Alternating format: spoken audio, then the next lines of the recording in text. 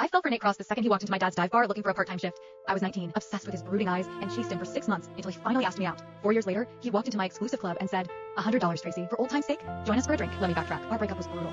A few weeks before his college graduation, we were in a cheap motel, bleach smell, peeling wallpaper, when he lit a cigarette and said, when girls like you retire, do you just marry some boring, dim-witted guy who pays your siblings' tuition? I asked what he meant by girls like me. He looked me up and down, clawing your way up, using your body as collateral. I walked out, locked his number, and never looked back. 4 years later, my dad's dive bar was reborn as the Gilded Lily, the city's most exclusive private club. I was finishing staff training when the door swung open. Nate was there, flanking a high-profile client, looking the same but greasier, more desperate. He locked eyes with me, smirking. Still here? Beauty like yours has a short shelf life. Mr. Knight, she used to be a bargain. $150 a night. Now, I'll offer you $100. The client, Xavier Knight, turned to me, his voice low and dangerous. $100? Will $1 million get you to sit with me tonight, Tracy? Nate froze, bewildered. He thought Xavier was showing off, not serious. He pulled me aside later, whispering, he's a whale. My job depends on this deal. Don't let him play you. And get us younger girls. You're too jaded to put on a show.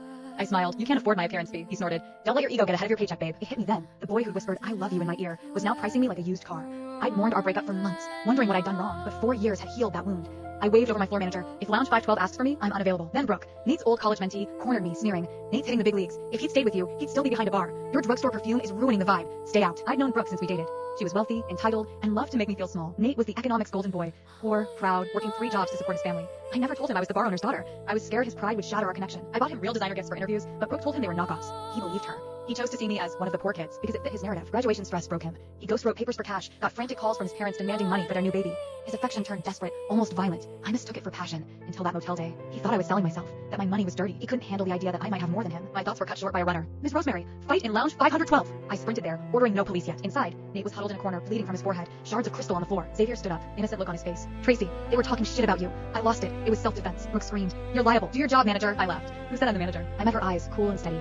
I'm Tracy Rosemary, sole owner of this club. Inheritance. My dad retired, left me the business. I upgraded it. Xavier wrapped an arm around me and my wife. Brooke's jaw hit the floor. Nate stood, blood dripping, furious. You were the owner's daughter? All that time? You lied to me. I told you I was there to experience life, I said. You chose to believe I was struggling. And those gifts, they were real. You just didn't want to believe it. Nate turned on Brooke. You told me they were knockoffs. She paled. I grabbed Xavier. Ready to go? He grinned. Can I loop the security footage? I'm tired of being your secret husband. Meeting Xavier was an accident. When the club was under renovation, he came in, thought I was a staff member, and spent $1 million in a month just to wait for me to finish my shift. He never judged me for working there. He asked me to dinner, learned my mom was a retired actress he admired, and fell for me for who I was. We married secretly. Him as my safety net, me as his equal. The next morning, Nate filed a police report, refusing to settle unless I apologized at the hospital. He sat in bed, gauze wrapped around his head, begging, I loved you. I was scared. I couldn't afford you, your family. I broke up with Brooke. Can we start over? Before I could answer, Brooke burst in. You think she'd take you? She's married to Xavier Knight, media royalty. You're a loser. I pulled out the settlement papers. Triple medical compensation. Sign it and we're done. Nate signed without a word. Brooke sneered. Xavier's just using you. His new venture isn't funding. He can't have a scandal. I walked out saying, I'm more offended you called my bags fakes than stole my boyfriend. But here's the twist. Nate's not the only one hiding secrets. What did I find on his phone when we dated that I never told him? How did Xavier really find out about Brooke's scheme? The full story, all the lies, the betrayal, and the sweetest happy ending is on my homepage. Click my profile right now. It's free. And you'll never guess how I turned my heartbreak into the perfect life.